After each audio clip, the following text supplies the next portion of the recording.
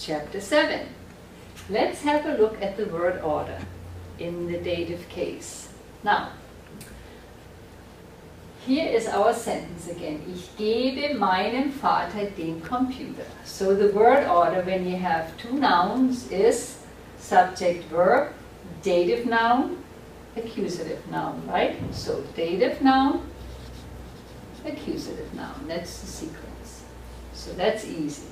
I give to my father the computer. Now I made an arrow. Now I want to replace meinem Vater with a pronoun. And meinem Vater becomes ihm. Okay, now we have a pronoun in here. And how does the sentence read now? Ich gebe ihm den Computer. So we have the same word order, except this time we have a dative pronoun and the accusative noun. So, dative pronoun followed by accusative noun. Same word order as in the first sentence. In this sentence now, I would like to replace the computer. Okay, so den Computer is an accusative, right? So it is ihn.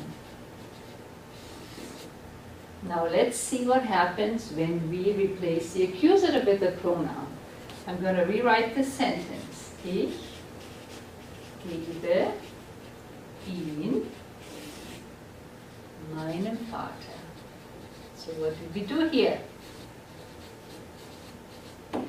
We took the accusative pronoun and put it after the verb.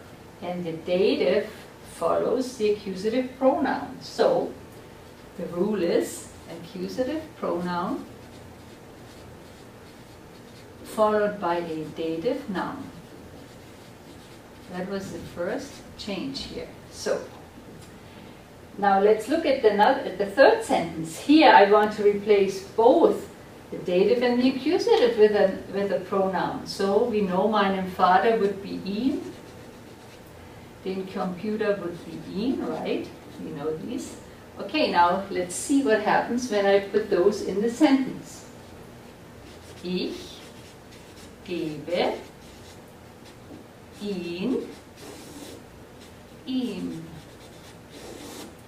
I give it to him.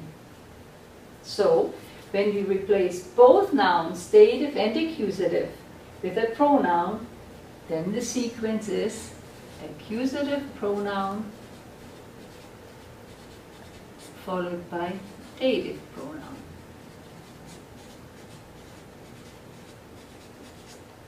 Alright, so these are the word order rules. You'll understand them once you go over them again. It's pretty logical. Just write it down and you can visualize it better. So, if you notice here, whenever we had an accusative pronoun that always followed the verb, whether the accusative pronoun was followed by a dative noun or whether it was followed by a dative pronoun. So the accusative pronoun always has first position. So down here I wrote it again. Remember, nouns, if you have two nouns, dative noun, accusative noun. If you have pronouns, dative pronoun first, then comes the accusative noun. If you have an accusative pronoun that comes first, followed by the dative noun. If you have two pronouns, accusative pronoun followed by dative pronoun. So that's the sequence. Now let's put that into action. Okay. In sentence number 1 down here, I want you to replace the dative noun with a pronoun. So what's the dative noun? Unseren Eltern, the pronoun would be ihnen, right?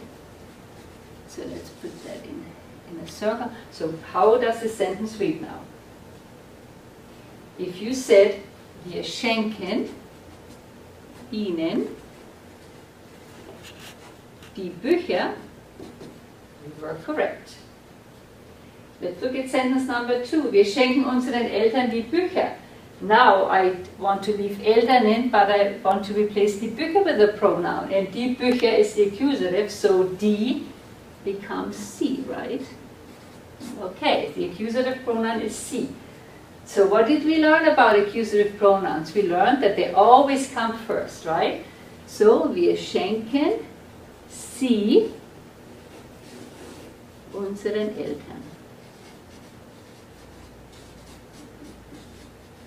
Okay, now the last sentence wants to replace the dative noun and the accusative noun. So we have Ihnen, remember, Ihnen would be the dative pronoun, and Sie would be the accusative pronoun.